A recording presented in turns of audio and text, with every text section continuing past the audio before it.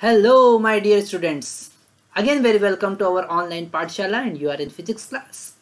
And in this lecture, we will talk about AC generator. Okay, how AC generator convert mechanical energy into electrical energy. Okay. So the total concept of AC generator we will cover in this lecture. AC waveform, कैसे armature में AC waveform generate होता है, कैसे alternating current का equation हम find कर सकते हैं, कैसे पीक करंट हम फाइंड कर सकते हैं, सारे कॉन्सेप्ट इस लेक्चर में हमको कवर करना है। ओके, तो हम स्टार्ट करते हैं एसी जनरेटर। एसी जनरेटर की हेल्प से हम मैकेनिकल एनर्जी को इलेक्ट्रिकल एनर्जी में कन्वर्ट कर रहे हैं और जो आउटपुट मिल रहा है हमको अल्टरनेटिंग करंट के फॉर्म में मिल रहा है, मतलब साइनसोइडल मिल रहा है। एक्चुअल में जो एसी जनरेटर का एक पार्ट है जिसे हम कहेंगे आर्मेचर, जिसमें कॉइल वाउंड होती है, ओके, जो रोटेटिंग होता है, जो रोटेट करता है। उस कॉइल में जो करंट इंड्यूस होता है वो करंट एसी करंट होता है। वो करंट खुद एसी करंट होता है जिसे डायरेक्टली अगर डायरेक्टली हम यूज करें तो ज्यादा बेनिफिट रहेगा। अगर आप डीसी जनरेटर यूज करते हैं तो उसमें स्प्लिट रिंग लगी होती है, रिंग दो पार्ट में डिवाइड होती है, तो वहां पर फ्रिक्शन के कारण जो स्पार्क प्रोड्यूस होता है, एक्चुअल में हम वहाँ कम्यूटेटर यूज करते हैं जो एसी को डीसी में कन्वर्ट कर देता है। जो नेगेटिव हाफ साइकिल रहता है उसे वो पॉजिटिव हाफ साइकिल में कन्वर्ट कर देता है। अगर आपको एसी जनरेटर अच्छे से समझना है तो पहले डीसी जनरेटर को भी हमें अच्छे से देखना पड़ेगा। ओके, तो एसी जनरेटर के केस में जो आर्मेचर में अल्टरनेटिंग करंट इंड्यूस हो रहा है उसे हम डायरेक्टली यूज कर सकते हैं, उसे हमको डीसी में कन्वर्ट करना नहीं पड़ेगा। इसलिए एसी जनरेशन ज़्यादा इजी है as compared to DC. Okay, वहाँ पर लॉसेस कम होते हैं। तो एसी जनरेटर की हम बात कर रहे हैं। एसी जनरेटर में कुछ पार्ट्स होते हैं, पार्ट्स वैसे ही होते हैं जैसे डीसी जनरेटर में होते हैं। एसी जनरेटर में कुछ पार्ट्स होते हैं। सबसे फर्स्ट पार्ट जो होगा वो मैग्नेटिक फील्ड प्रोड्यूस करने के लिए हम मैग्नेट्स का यूज करेंगे। ओके, मैग्नेटिक फील्ड प्रोड्यूस करने के लिए हम मैग्नेट्स का यूज करेंगे। तो हमने दो पोल, नॉर्थ पोल और south pole, permanent magnet use किए। ओके, नॉर्थ पोल और साउथ पोल। तो इन नॉर्थ पोल और साउथ पोल के कारण यहाँ पर हॉरिजॉन्टल डायरेक्शन में आप देख सकते हैं मैग्नेटिक फील्ड प्रोड्यूस होगी। ये मैग्नेटिक फील्ड प्रोड्यूस होगी। ओके, और इस मैग्नेटिक फील्ड में हमने कोई रोटेटिंग कॉइल रखा है। ठीक है, कोई रोटेटिंग हमने कॉइल रखा है। तो कॉइल, ये रोटेटिंग कॉइल है which can easily rotate about its axis. ठीक है, उसकी एक्सिस के अबाउट वो इजीली रोटेट कर सकती है। हम उसका एक्सिस भी बना देते हैं। यहाँ पर रेड कलर का एक्सिस हम बना रहे हैं, ये उसका एक्सिस है जिसके अबाउट वो इजीली रोटेट कर सकती है। ठीक है, ये उसका एक्सिस है जिसके अबाउट वो इजीली रोटेट कर सकती है।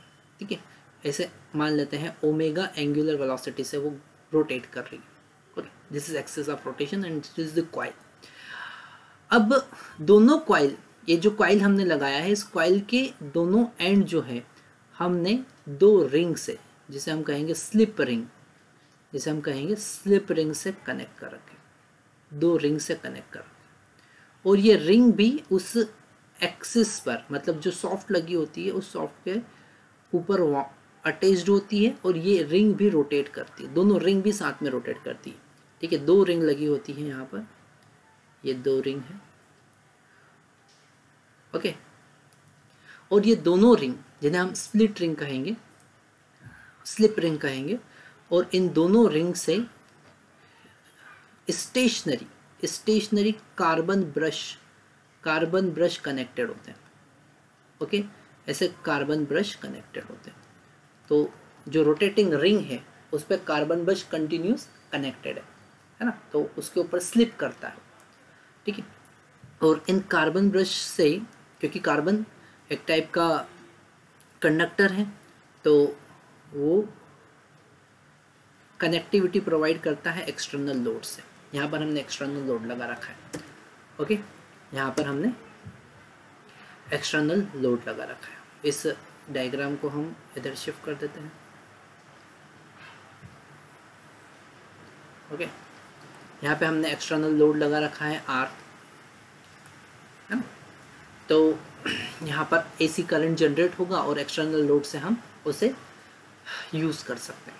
ठीक है, तो यहाँ पर कितने पार्ट है? पार्ट फर्स्ट है परमानेंट मैग्नेट, परमानेंट और मैग्नेट, हम इलेक्ट्रोमैग्नेट भी यूज़ कर सकते हैं, परमानेंट मैग्नेट। सेकेंड पार्ट है यहाँ पर आर्मेचर, सेकेंड पार्ट है आर्मेचर, या फिर हम बोल सकते हैं मूविंग कॉइल, मूविंग कॉइल जो रोटेट करेगी।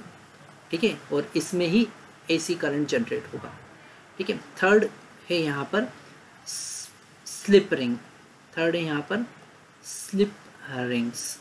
ओके, 2 रोटेटिंग रिंग्स होती है। ओके, और फोर्थ है यहाँ पर carbon brushes. Okay, carbon brushes. ठीक है, तो जो स्लिप रिंग है वो एक्चुअल में जो रोटेटिंग कॉइल है उसकी टर्मिनल और स्टेशनरी लोड के बीच में कनेक्टिविटी प्रोवाइड करते हैं। Same as it is carbon brush जो है वो रोटेटिंग स्लिप रिंग और एक्सटर्नल लोड के बीच में कनेक्टिविटी प्रोवाइड करते हैं। ठीक है, तो हर एक पार्ट का स्पेशल फंक्शन है जो 1 बाय 1 हम समझेंगे। ठीक है, अगर हम परमानेंट मैग्नेट की बात करें, फर्स्ट हम बात करें मैग्नेट्स की बात करें। ओके, तो ये मैग्नेट जो होते हैं ये मैग्नेटिक फील्ड प्रोवाइड करते हैं, which provide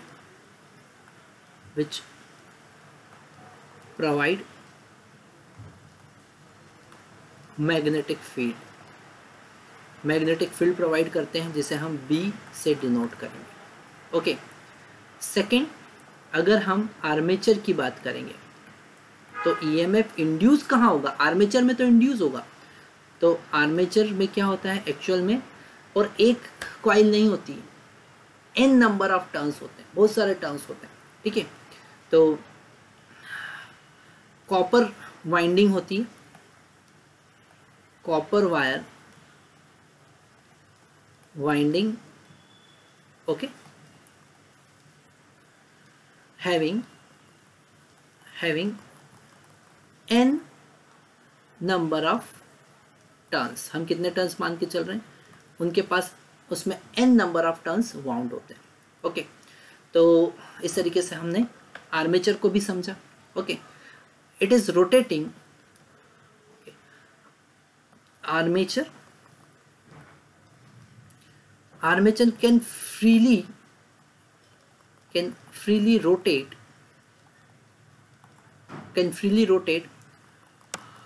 about its axis, और उसका एक्सिस किस स्पीड से वो रोटेट करेगा? एंगुलर स्पीड हमने ओमेगा कंसिडर किया। सारे केस 1 बाय 1 हमको समझना है। और थर्ड जो है, थर्ड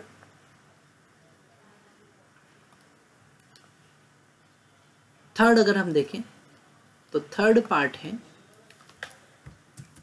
है स्लिप रिंग का।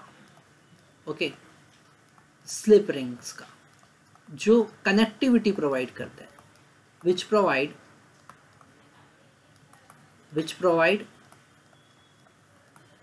Physical connectivity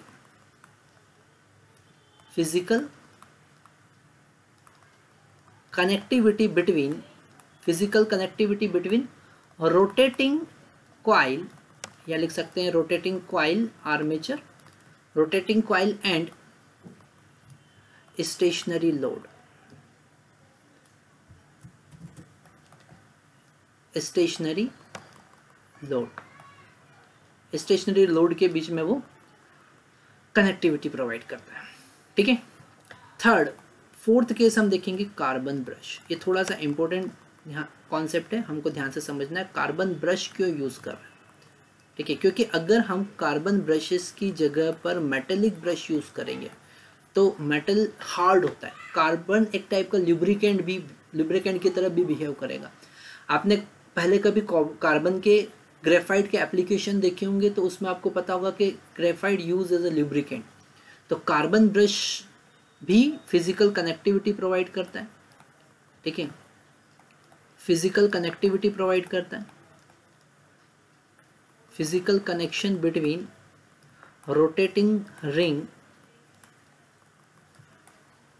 rotating rings and stationary load, ठीक है। उसके बीच में क्या प्रोवाइड करता है वो, फिजिकल कनेक्टिविटी प्रोवाइड करता है। It also behave like lubricant,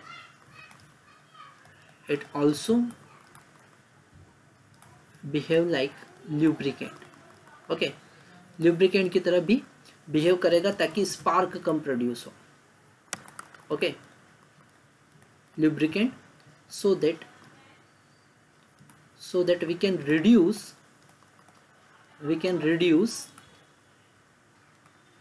spark, ठीक है। फ्रिक्शन को भी रिड्यूस करेगा, स्पार्क को भी रिड्यूस करेगा।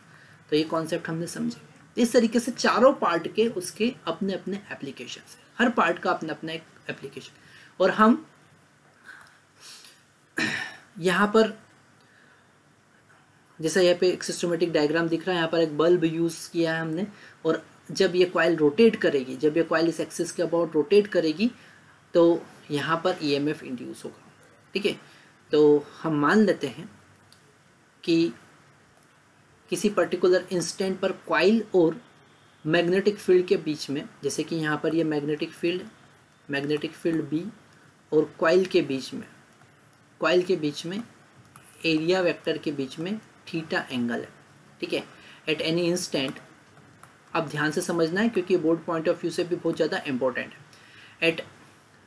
At any instant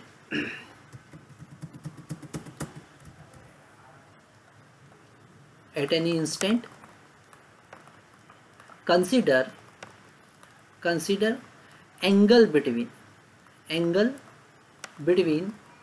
omega, sorry, area vector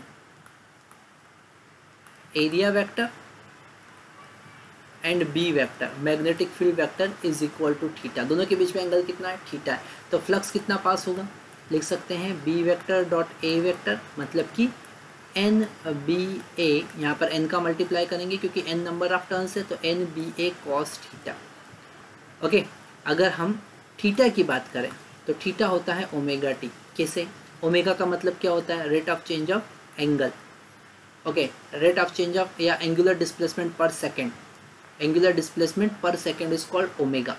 तो यहाँ से हम थीटा इज इक्वल टू लिख सकते हैं ओमेगा टी, मतलब कि एंगल टाइम का फंक्शन हुआ। तो यहाँ पर फाई इज इक्वल टू हो जाएगा N B A cos omega T. और अगर हम D phi by D T की बात करेंगे तो D phi by D T कितना हो जाएगा, minus N B A omega sine omega T, okay. कितना हो जाएगा, माइनस, क्योंकि कॉस थीटा का डिफरेंशिएशन माइनस साइन थीटा होता, तो माइनस एन बी ए, और ओमेगा का भी हमको वापस से मल्टीप्लाई करना पड़ेगा। तो ईएमएफ हमको पता है minus D phi by D T होता है। तो यहाँ पर ईएमएफ कितना आया, N B A omega sine omega T, okay. और अगर हम ईएमएफ के पीक वैल्यू की बात करें, peak value of AC voltage का अगर हम पीक वैल्यू देखें तो वो किन किन पे डिपेंड करेगा, उसको लिखेंगे EP is equal to N B A omega, ठीक है। ये एक इम्पोर्टेंट फार्मूला हमको मिलता है और इस पे रिलेटेड बहुत सारे न्यूमेरिकल बन जाते हैं। ओमेगा पे डिपेंड करेगा, फ्रीक्वेंसी पे डिपेंड करेगा, नंबर ऑफ टर्न्स पे डिपेंड करेगा, मैग्नेटिक फील्ड पे डिपेंड करेगा, एरिया पे डिपेंड करेगा।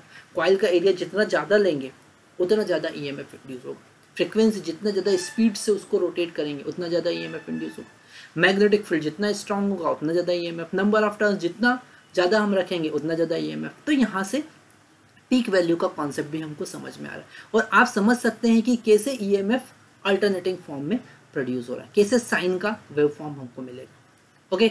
तो ये जो कॉन्सेप्ट हमने देखे हैं ये आपको याद रखना है, ठीक है, क्योंकि इन्हीं पे बेस्ड न्यूमेरिकल बनते हैं। आगे देखते हैं, अगर हम इनका ग्राफिकल रिप्रेजेंटेशन देखें, ठीक है, पहले हम इसको थोड़ा सा और सिस्टमेटिकली देख लेते हैं। अगर हम पीक वैल्यू ऑफ ईएमएफ या फिर हम बोल सकते हैं एसी वोल्टेज का पीक वैल्यू जो होगा, क्योंकि नेक्स्ट चैप्टर हमको अल्टरनेटिंग करंट ही पढ़ना है, तो उसका पीक वैल्यू जो होगा वो होगा NBA ओमेगा, और ओमेगा का वैल्यू कितना होता है 2πf।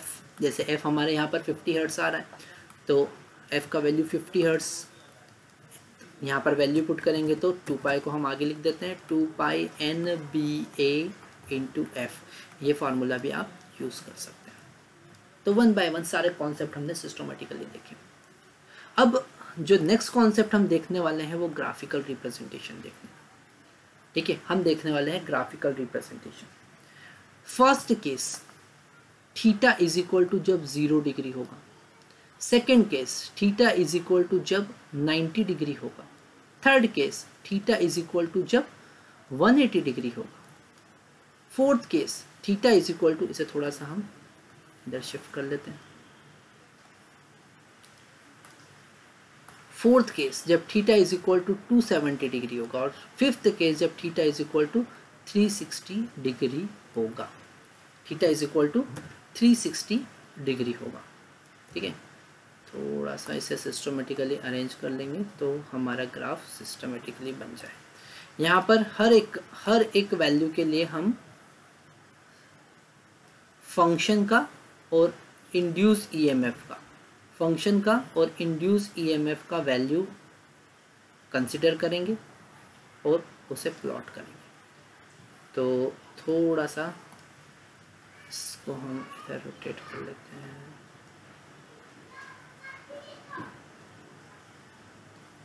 टू 270 पर, 360 पर।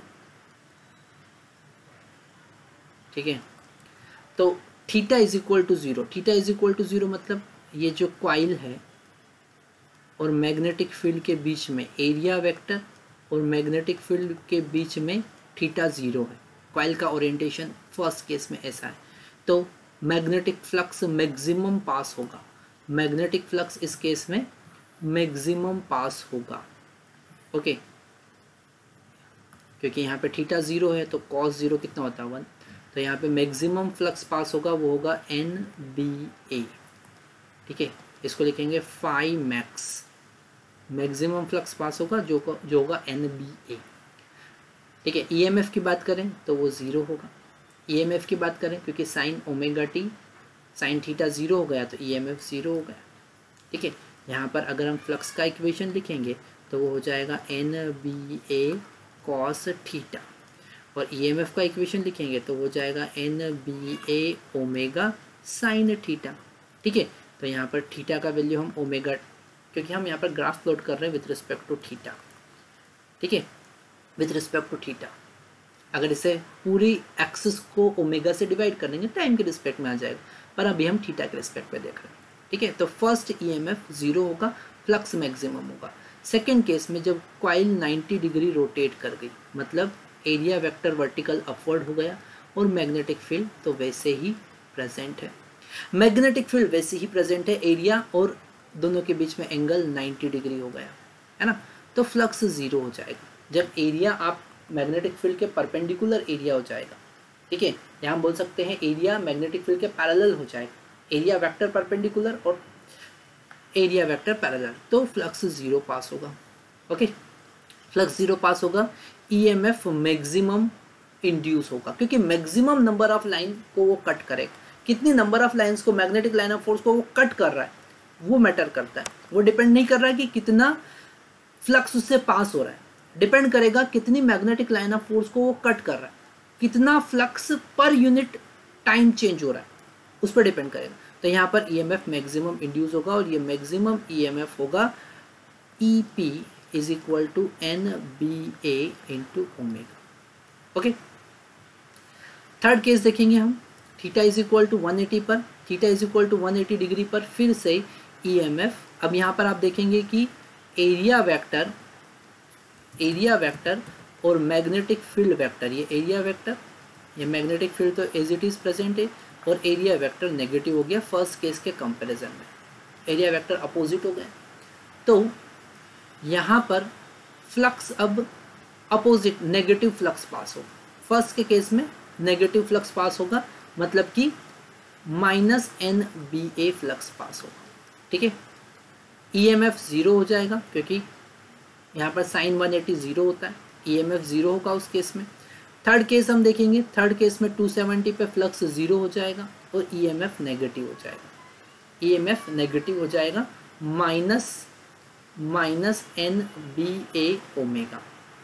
ठीक है, क्यों? क्योंकि यहाँ पर जब हम थीटा का value third case fourth case में अगर हम ओरिएंटेशन देखें तो दोनों के बीच में एंगल 270 डिग्री है, एरिया वेक्टर वर्टिकल डाउनवर्ड हो जाएगा। ये सारे केस 1 बाय 1 हम समझ सकते हैं। फोर्थ केस में क्या होगा? फोर्थ केस में वापस से 360 डिग्री एंगल हो जाएगा, मतलब कि एरिया वेक्टर और बी वेक्टर एक ही डायरेक्शन में हो जाएंगे। तो फिर से फ्लक्स तो मैक्सिमम हो जाएगा और ईएमएफ जीरो हो जाएगा। तो इन सबको अगर हम प्लॉट करेंगे तो हमको ग्राफ फ्लक्स के लिए कॉस का वेव फॉर्म मिलेगा, फ्लक्स के लिए हमको कॉस का वेव फॉर्म मिलता है और ईएमएफ के लिए हमको साइन का वेव फॉर्म मिलेगा, ईएमएफ के लिए हमको साइन का वेव फॉर्म मिलेगा कुछ ऐसा। ठीक है, तो ये वेव फॉर्म समझना और एग्जाम में प्लॉट करना सारे एग्जैक्ट वैल्यू पर बहुत ज़्यादा जरूरी है। ये सारी वेव फॉर्म प्लॉट करना बहुत ज़्यादा जरूरी है। ओके, तो अगर सिस्टमेटिकली सारी चीज़ों को आप देखेंगे तो एसी जनरेटर हम बहुत इजीली समझ सकते हैं, एसी जनरेटर को हम बहुत इजीली समझ सकते हैं। ओके, तो इस लेक्चर में हमने एसी जनरेटर देखा। नेक्स्ट लेक्चर में हम बात करने वाले हैं, नेक्स्ट लेक्चर में हम बात करेंगे 2019 जेई मेंस 2019 के प्रीवियस ईयर के क्वेश्चंस की। Okay, thank you very much.